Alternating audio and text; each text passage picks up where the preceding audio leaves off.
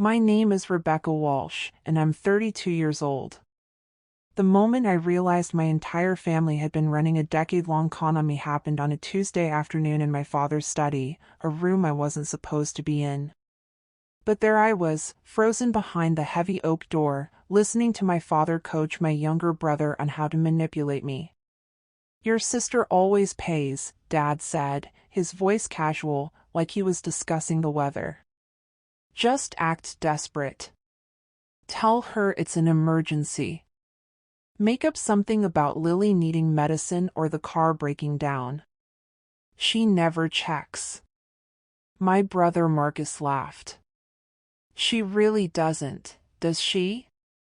I told her last month I needed $2,000 for unexpected medical bills, and she sent it same day." The folder in my hands, the one I'd come to return after Dad asked me to fetch some documents from upstairs, suddenly felt like it weighed 1,000 pounds. I stood there in the hallway, my heart hammering so hard I could hear it in my ears, as the two most important men in my life discussed me like I was an ATM with unlimited funds and zero brain cells. "Rebecca's always been the soft one," Dad continued. "Just like her mother was. Too trusting.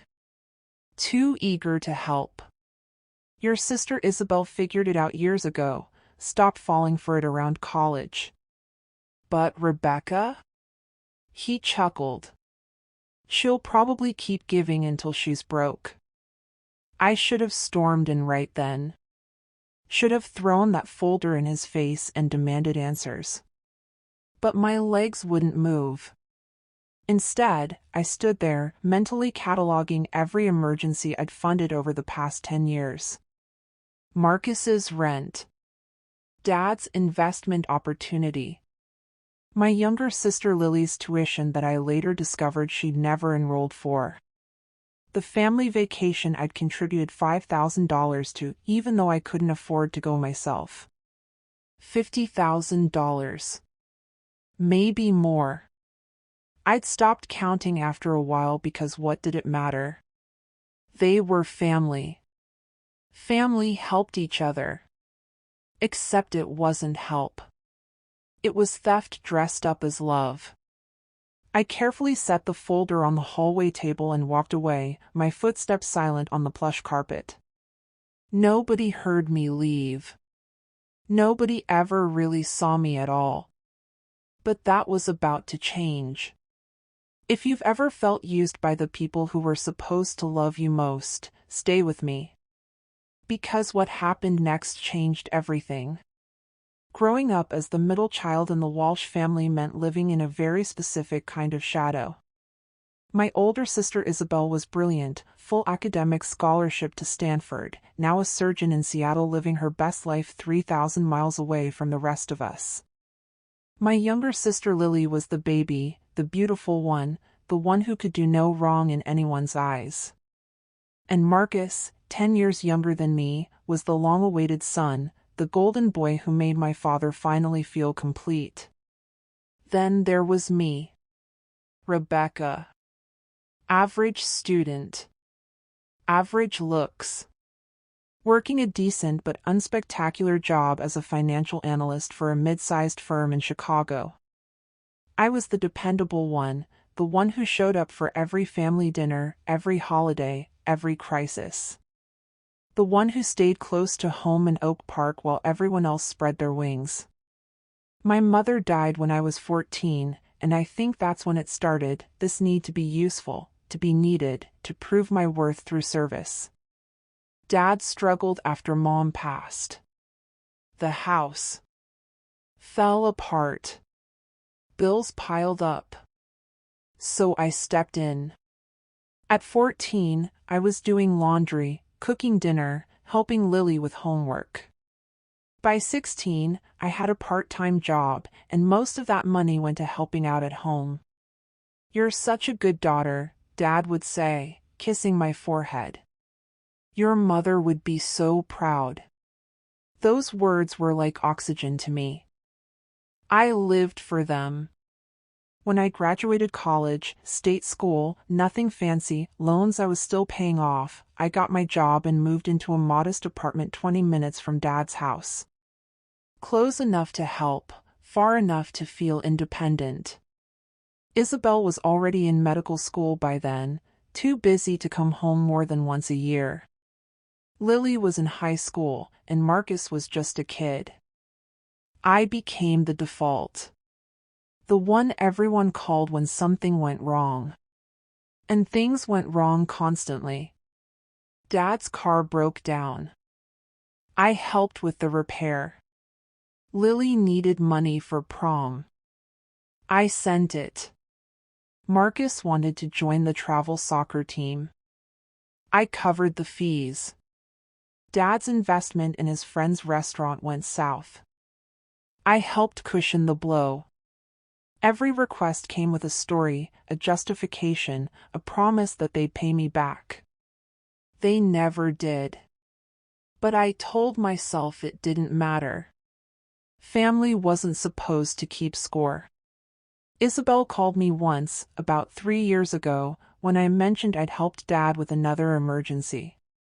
"Rebecca, you need to stop," she said, her voice sharp with concern. "They're using you." "They're not using me. They need help, and I can provide it." "Can you? Or are you draining yourself dry trying to fix problems that aren't yours to fix?" I hung up on her. We didn't speak for 6 months after that. See, Isabel didn't understand. She'd escaped. She got out before the guilt could sink its claws in deep. But I was the one who stayed. I was the one who watched Dad struggle after Mom died. I was the one who saw Lily cry herself to sleep, who helped Marcus with his homework when Dad worked late.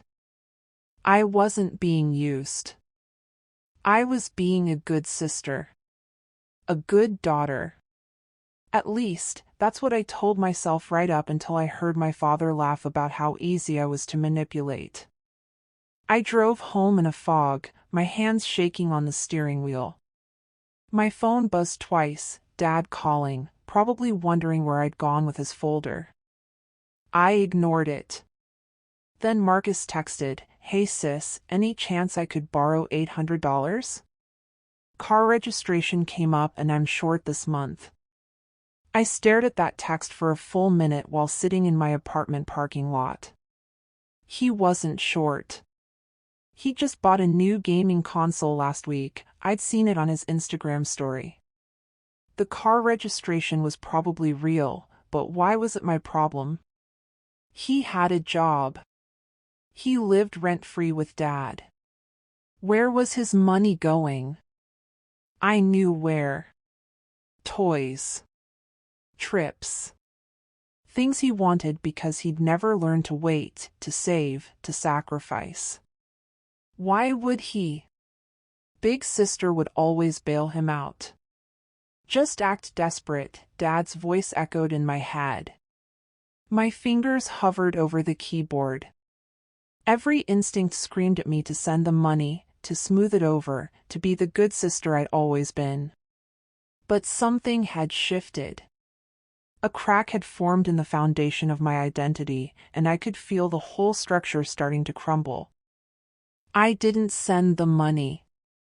I didn't respond at all. Instead, I walked upstairs to my apartment, opened my laptop, and started pulling up bank statements. 10 years of statements. Every transaction to or on behalf of my family highlighted in yellow. 3 hours later, I had a number, $73,847. $73,847. That was what being the good daughter had cost me. That was the price of love in the Walsh family. I'd been working overtime for 2 years trying to save enough for a down payment on a house. I currently had $12,000 in that account. I could have had $85,000. I could have owned a home by now. Could have taken that trip to Ireland I'd been dreaming about since college. Could have paid off my student loans and started fresh. Instead, I'd funded my father's comfort and my siblings' irresponsibility while telling myself it was noble. The anger came slowly at first, like water heating to a boil. Then all at once, it consumed me. I opened my banking app and changed my password. Then I changed the security questions. Then I enabled two-factor authentication and removed Dad as my emergency contact, something he'd asked for just in case years ago, which I now realized gave him access to information I'd never intended to share. I changed my Netflix password, my Hulu password, my Amazon Prime, every streaming service I'd been sharing with the family for years, every digital tether I could think of. Then I blocked my father's number, and Marcus's, and Lily's. Not permanently. Just for tonight. Just so I could think without the barrage of demands, requests, and guilt trips. My phone buzzed one more time before the blocks took effect. It was Dad. Rebecca, where are you? We need to talk about something important. I stared at that text, and for the first time in my adult life, I felt something I'd never allowed myself to feel toward my father. Rage. What I didn't know was that my little rebellion was about to trigger something much bigger. Because the Walshes didn't take kindly to losing their cash cow. And they were about to make that very, very clear. Have you ever discovered that the people you trusted most were betraying you all along? Drop your story in the comments. I need to know I'm not alone in this. The cease and desist letter arrived 4 days later. I stared at it, my hands trembling, reading the legal jargon over and over, trying to make sense of what I was seeing. My father, my own father, was threatening to sue me for financial elder abuse and withholding promised support. According to the letter, drafted by some lawyer named Mitchell and Associates, I had entered into a verbal agreement to provide ongoing financial assistance to my father and had abruptly and maliciously withdrawn that support, causing him emotional and financial distress. The letter demanded I immediately resume payments or face legal action. I laughed. Actually laughed out loud in my kitchen, the sound bordering on hysterical. They were suing me for stopping my own financial abuse. The 4 days leading up to this moment had been chaos. After blocking my family's numbers that first night, I'd woken up to 17 missed calls and 32 text messages. I unblocked them long enough to see the progression: confusion, concern, anger, and finally, threats. Dad, this is unacceptable.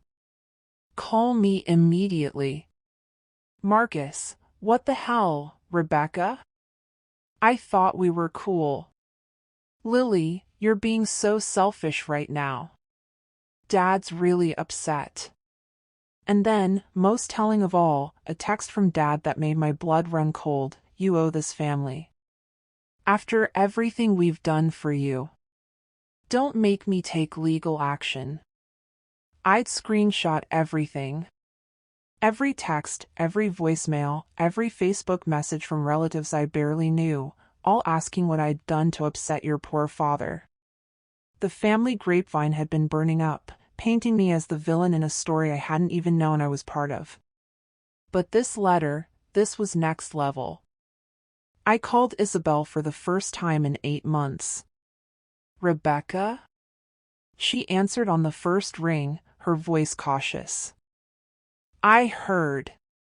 Aunt Marie called me. She said you're having some kind of breakdown? I'm not having a breakdown, I said, my voice surprisingly steady. I'm having a wake-up call. How fast can you get a good lawyer's name to me? There was a pause. Then, what happened? I told her everything. The conversation I'd overheard, the spreadsheet of payments, the blocked numbers, and now the legal threat.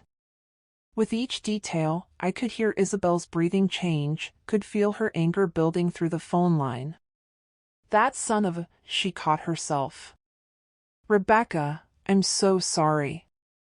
I tried to warn you years ago, but I should have tried harder. I should have. How did you know? I interrupted. How did you figure it out? Isabel sighed, and I heard the sound of a door closing. She was probably at the hospital, finding somewhere private to talk. It was my second year of med school, she said quietly.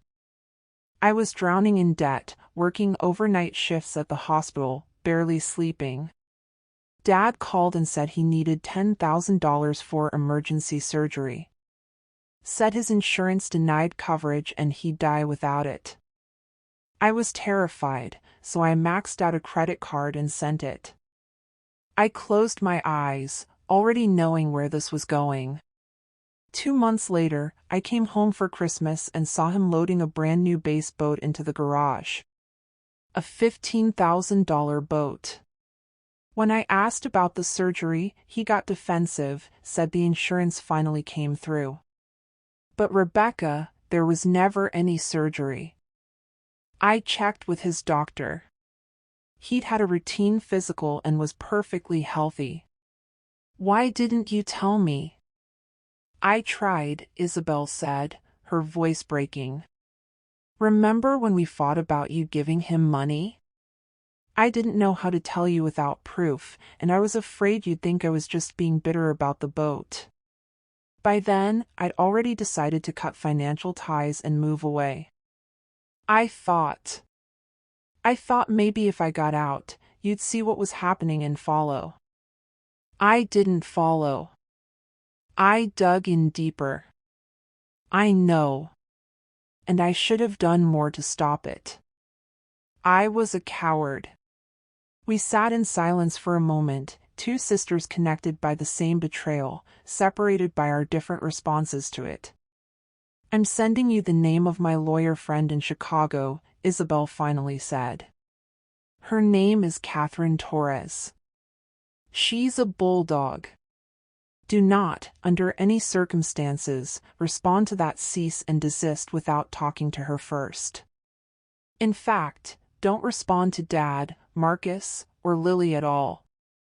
Let Catherine handle it. He's really going to sue me, I whispered. My own father. He's not going to sue you, Isabel said firmly. He's trying to scare you back into compliance. The second a real lawyer looks at this, it'll fall apart. You can't sue someone for not giving you free money. But Rebecca, you need to be prepared. This is going to get uglier before it gets better. She was right. Catherine Torres met with me the next day at a coffee shop near her office. She was in her late 40s, impeccably dressed, with sharp eyes that missed nothing. I handed her the cease and desist letter along with my folder of documentation, 10 years of bank statements, text messages, and a detailed log I'd created of every request and payment. She read through it all in silence, her expression growing darker with each page. This is textbook financial exploitation, she finally said, looking up at me. You understand that, right? What they did to you has a name. The words hit harder than I expected. Exploitation. Such an ugly word. Such an accurate word. The cease and desist is garbage, Catherine continued, setting the letter aside. There's no legal basis for it. No verbal contract, no documentation of agreed-upon support, and even if there were, you're under no legal obligation to financially support your adult father or siblings. This is intimidation, pure and simple. So what do I do? We send a response. Firm, clear, and leaving no room for interpretation. We state that you will not be resuming any financial support, that their claims are baseless, and that any further harassment will be documented and potentially reported to authorities. We don't threaten legal action yet, just make it clear you're not the easy target they think you are anymore. Will it work? Catherine leaned back, studying me. That depends. How strong are you willing to be? Because they're going to push back. They're going to use every emotional weapon they have. Guilt, family loyalty, your mother's memory, they'll weaponize all of it. Can you hold the line? I thought about that question. Really thought about it. For days ago, I would have crumbled. Would have apologized, sent the money, smoothed everything over. But that was before I'd calculated $73,847. Before I'd seen in black and white what my generosity had actually been, a systematic bleeding of my resources while I applauded myself for being loving. I can hold the line, I said. Good. Then let's burn this letter and send one of our own. Catherine's response went out the next morning. It was 2 pages of legal precision that basically said, no. Stop. Go away. The reaction was immediate. My phone exploded with messages from flying monkeys, cousins, aunts, uncles, family friends, all parroting the same narrative: I was ungrateful, cruel, selfish. How could I abandon my family in their time of need? Didn't I know how much stress I was causing? Didn't I care about family? The most painful one came from my grandmother, my mother's mother, who I adored. Your mother would be so disappointed in you. She raised you to be better than this. Family is everything, Rebecca. Don't throw it away over money. I sobbed when I read that one. Because she was right about one thing: family had been everything to me. That was the problem. I'd made family my entire identity, and they'd exploited that until there was nothing left. But I held the line. Then Lily showed up at my apartment. I heard the knocking at 9 p.m. on a Thursday and made the mistake of looking through the peephole. My baby sister stood there, mascara running down her face, looking devastated. Against my better judgment, I opened the door. Rebecca, please, Lily said, her voice breaking. Can we talk? Just for a minute? She looked so small, so young, even though she was 26. Part of me, the part that had raised her, had braided her hair and helped with homework, wanted to pull her into a hug and fix whatever was wrong. But I'd learned to pause. To question. What do you want, Lily? I don't want anything. I miss you. We all miss you. This family is falling apart without you. No, I said quietly. This family is falling apart without my money. There's a difference. Lily's face crumpled. That's not fair. We love you. Do you? Or do you love what I provide? How can you even ask that? She stepped closer, and I could smell wine on her breath. You're my sister. My big sister. You practically raised me after Mom died. Doesn't that mean anything? It means everything, I said, and I meant it. That's why this hurts so much, Lily. That's why I can't keep doing this. Doing what? Helping your family? Funding your lifestyle while you pretend it's love. Her expression changed then. The tears dried up like someone had flipped a switch, and I saw something in her eyes I'd never seen before. Something cold. You're really not going to help Dad with the house payment? She asked flatly. There it was. The real reason for the visit. What house payment? He's behind 3 months. Says the bank is threatening foreclosure. He needs $12,000 by next week or he loses the house. I actually laughed. Lily, Dad refinanced that house 6 years ago. His mortgage payment is $890 a month. Even if he's 3 months behind, that's not even $3,000. So where's the other $9,000 going? She blinked, caught off guard. She clearly hadn't expected me to know the numbers. I don't know. He just said 12,000. He lied to you. Just like he's been lying to me for years. Just like he probably lied about the tuition money I sent for your nursing program that you never actually enrolled in. Lily's face flushed red. I was going to enroll. Where did that money go, Lily? That's none of your business. I made it my business when I sent you $8,000 believing you wanted to better yourself. Where did it go? She stepped back, her mask fully dropped now. You know what your problem is, Rebecca? You think you're better than us because you have a boring job and save money. But you're not better. You're just bitter. Bitter that Isabel got out and became successful while you stayed here being mediocre. The words were designed to wound, and they did. But they also confirmed something I'd been suspecting. Get out, I said quietly. Rebecca. Get out of my apartment. And tell Dad that if he's really facing foreclosure, he can downsize to something he can actually afford. I'm not funding his lifestyle anymore. Lily stared at me like I'd struck her. Then she turned and left, slamming the door hard enough to rattle the frame. I locked the door, slid down to the floor, and let myself cry. Not because I'd been mean. Not because I regretted what I'd said. But because my baby sister, the one I'd loved and protected and sacrificed for, had just shown me exactly how little I meant to her beyond my bank account.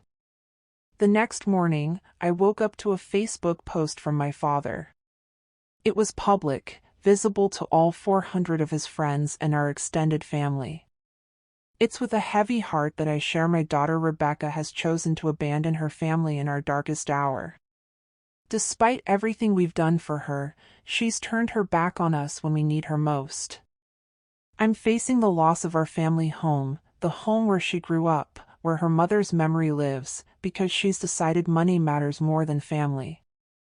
If you're reading this, please keep us in your prayers.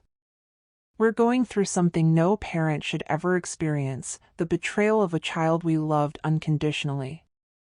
The post had 87 comments, most of them from people I'd never met, all expressing sympathy for my poor, abandoned father. I screenshot it. Added it to my growing evidence folder. And then I made a decision. I was done being the victim. It was time to tell my side of the story. But what I uncovered next would make the last 10 years look like small change. And it involved someone I never saw coming. Have you ever been the scapegoat in your family? The one everyone blamed when the truth got too uncomfortable? Tell me in the comments. I'm learning I'm not as alone as I thought. The revelation came from an unexpected source, my Aunt Jennifer, my mother's younger sister, who'd always kept her distance from the Walsh family drama. She called me 2 days after Dad's Facebook post, her voice tight with anger I'd rarely heard from her. Rebecca, we need to talk. In person. Can you meet me for lunch today? We met at a quiet restaurant in downtown Chicago, far from Oak Park and the Walsh family network. Jennifer looked older than I remembered, her hair grayer, her face lined with stress. She hugged me tightly when she arrived, and I felt something in her trembling. I should have reached out years ago, she said once we were seated. But I promised your mother something before she died, and I've been honoring it. Until now. My heart began to race. What do you mean? Jennifer pulled out her phone and showed me Dad's Facebook post. This is slander, Rebecca. And it ends now. But first, you need to know the truth about your inheritance. My what? Your inheritance. From your mother. I stared at her, completely lost. Mom didn't have an inheritance. She was a teacher. Dad said there was barely enough life insurance to cover the funeral. Jennifer's jaw tightened. Your father is a liar. Your mother had a life insurance policy worth $500,000. She also had a savings account with nearly $80,000 that she'd been building since before you were born. All of it was supposed to be split 4 ways, between you, Isabel, Lily, and Marcus. That's roughly $145,000 per child. The restaurant spun around me. That's not. Dad said. I know what your father said. He said there was nothing. He said your mother died broke. He used the funeral expenses as an excuse, but Rebecca, the funeral cost $8,000. Your mother had prepaid most of it anyway. Where did the money go? Jennifer's expression turned dark. Where do you think? Your father spent it. All of it. The boat, the refinance on the house, which he didn't need, by the way. The house was almost paid off when your mother died, the trips, the investments. He burned through $580,000 in about 6 years. I couldn't breathe. Couldn't process what I was hearing. Your mother made me promise not to tell you kids unless it became absolutely necessary. She didn't want you to hate your father. She hoped he'd mature, get his act together, and do right by you. She made me the executor of her estate specifically to keep an eye on things, but legally, as his spouse, the money went to him. I thought he'd at least set some aside for you kids. I checked in periodically, and he always said he was managing it wisely for your futures. But he wasn't. No. He wasn't. And when I confronted him about it 3 years after your mother died, he told me to stay out of his family's business. We haven't spoken since. 3 years after Mom died. I would have been 17.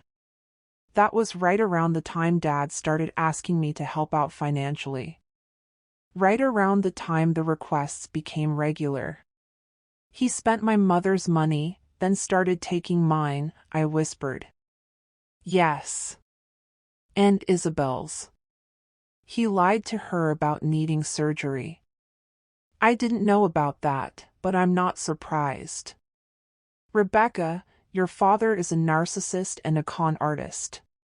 He's been running scams his entire adult life. Your mother nearly divorced him twice, once before you were born, once when Isabel was in middle school. The only reason she stayed was because of you kids. This couldn't be real. My father, the man who'd held me when I cried, who'd called me his good daughter, who I'd sacrificed so much for, was a con artist.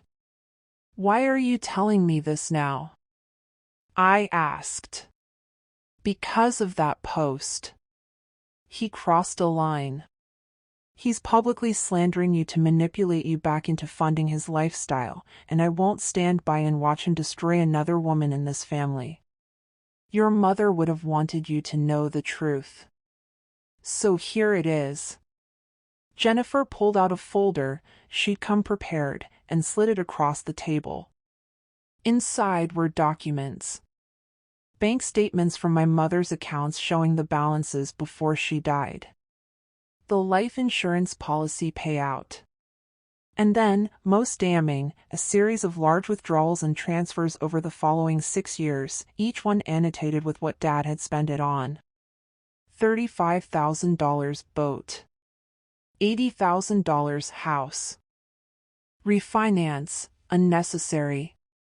$28,000 trip to Europe with girlfriend.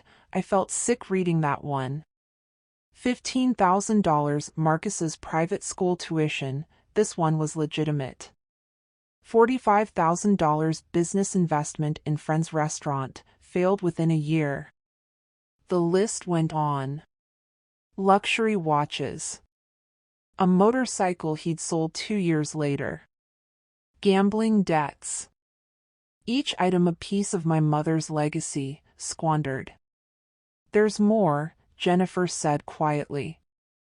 Your father has been receiving disability payments for the past 8 years. $2,100 a month. Disability? For what? He's not disabled. Claimed back injury. Can't work.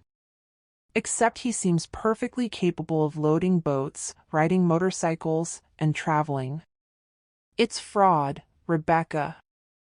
I reported it anonymously 2 years ago, but nothing came of it.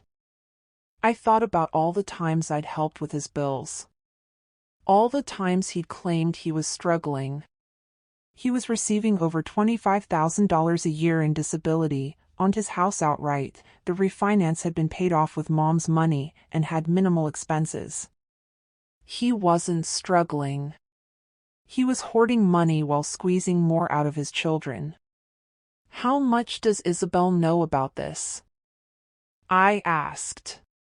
Nothing. I'm telling you first because you're the one currently in the crosshairs. But she should know. All of you should. I looked at the documents spread across the table, the evidence of a decade-long betrayal that went so much deeper than I'd imagined. My father hadn't just manipulated me. He'd stolen from his dead wife and her children. He'd committed fraud. He'd built his entire comfortable life on lies and theft. And then he'd had the audacity to call me selfish for finally saying no. What do I do with this? I asked. Whatever you want. But Rebecca, you have options now. You have proof. You don't have to be the villain in his story anymore. You can tell the truth. I spent the weekend in a fog, reading and rereading the documents Jennifer had given me. I called Isabel and told her everything. She went silent for a long time, and then I heard her crying. I knew he was bad, she finally said. But this. Mom's money was supposed to be for us. For college, for life, for emergencies. He stole it. What do? We tell Lily and Marcus.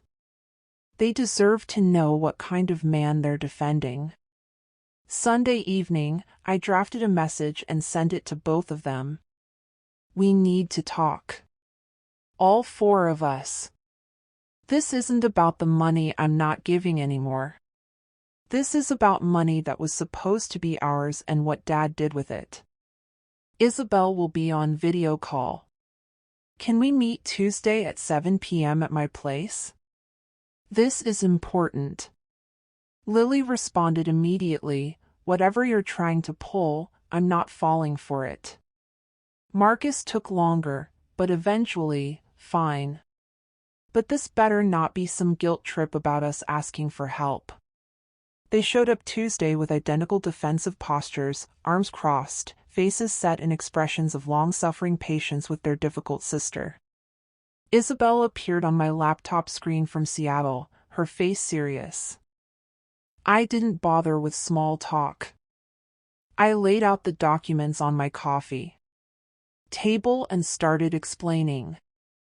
The life insurance. The savings account. The inheritance we'd never received. Every dollar Dad had spent while telling us there was nothing. Lily's face went white. That's not, he wouldn't. It's all documented, Isabel said from the screen. Aunt Jennifer kept records. She was the executor of Mom's estate. She watched him spend every penny. Marcus picked up one of the bank statements, his hands shaking. This says $35,000 for a boat. He told me he saved for that boat for 10 years. He lied, I said simply. He's been lying about everything. But he said the insurance barely covered the funeral, Lily whispered. He said we had to be careful with money because Mom left us with nothing. While he was spending $145,000 of your inheritance, Isabel said, her voice hard. Each of you should have received that much. Instead, you got nothing, and then he turned around and started taking money from Rebecca. I watched them process this, saw the same sick realization I'd felt washing over their faces. Everything they believed about our family, about our father, was built on lies. This can't be real, Marcus said, but his voice had no conviction. It's real, I said. And there's more. He's been collecting disability payments while claiming he can't work. But he's not actually disabled. It's fraud. Lily looked up at me, tears streaming down her face. Why are you telling us this? Because you both attacked me for setting boundaries. You called me selfish. You helped Dad paint me as the villain. I needed you to understand that I'm not the problem. I never was. So what, you want an apology? Marcus asked, but the fight had gone out of his voice. I want you to stop participating in his manipulation. I want you to understand that every time he sends you to guilt me, to beg me, to demand money from me, you're helping him abuse me. And I can't. I can't keep being the family ATM while you all treat me like I'm the monster for having boundaries. The silence that followed was heavy. Lily was crying openly now. Marcus stared at the documents like they might change if he lived long enough. Isabel watched from the screen, her expression unreadable. He's going to deny all of this, Lily finally said. Of course he will, Isabel replied. That's what narcissists do. They lie, and when you catch them lying, they lie about lying. So what do we do? Marcus asked quietly. That's up to each of you, I said. I'm done funding his lifestyle. I'm done being manipulated. I'm done setting myself on fire to keep him warm. But you both need to make your own choices about how you want to move forward. Lily stood abruptly. I need to go. Lily. No. This is too much. I need to think. She left without another word. Marcus lingered, still staring at the documents. I'm sorry, he said finally, so quietly I almost didn't hear it. For the things I said. For the text about the car registration. For all of it. I know. Did you really spend $73,000 on us? Yes. Jesus. He ran his hands through his hair. Rebecca, I didn't know. I swear I didn't know it was that much. Dad always made it sound like you were just helping out here and there, like it was no big deal for you. It was a big deal. I went without a lot of things so I could help you guys. I'm such an idiot. You're not an idiot. You're his son, and he manipulated you just like he manipulated me. The difference is you're 22 and figuring it out now. I'm 32 and just waking up. Marcus left shortly after, taking copies of some of the documents. Isabel and I talked for another hour, trying to process the magnitude of what we'd uncovered. He's going to retaliate, Isabel warned. This won't make him back down. It'll make him escalate. She was right. The next morning, I woke to a voicemail from Catherine, my lawyer, her voice urgent. Rebecca, call me immediately. Your father has filed a police report claiming you've stolen money and property from him. We need to talk before the police contact you. My hands shook as I called her back. What property? What money? I haven't taken anything from him. I know. This is a retaliatory move.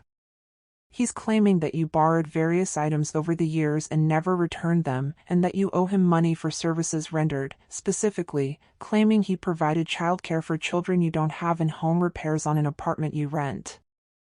It was so absurd I almost laughed. Almost. The police aren't going to take this seriously, are they? Probably not, but we need to be prepared. Do you have any property of his? Anything at all he could claim you took? I thought about it. There's a bookshelf in my guest room that used to be in my childhood bedroom. Some dishes from when I moved out. Maybe some books. Normal stuff you take when you leave home. Make a list. Photograph everything. We may need to offer to return it all just to eliminate that angle. The financial claims are nonsense. He has no documentation, no contracts, nothing. But Rebecca, this is harassment. We might need to file for a restraining order. Against my own father. Against your abuser, Catherine corrected firmly. That's what he is, Rebecca. This isn't normal family conflict. This is a pattern of abuse and financial exploitation, and now that you've cut off his supply, he's trying to punish you back into compliance. After we hung up, I sat in my apartment, looking at the bookshelf in question, a cheap IKEA unit I'd had since I was 16. My father was claiming I'd stolen it. Was willing to file false police reports to hurt me. Isabel had been right. It was escalating. But I'd also learned something from showing Lily and Marcus the truth. I wasn't alone anymore. Marcus had apologized. He'd seen through the lies. That was something. My phone buzzed. A text from Marcus.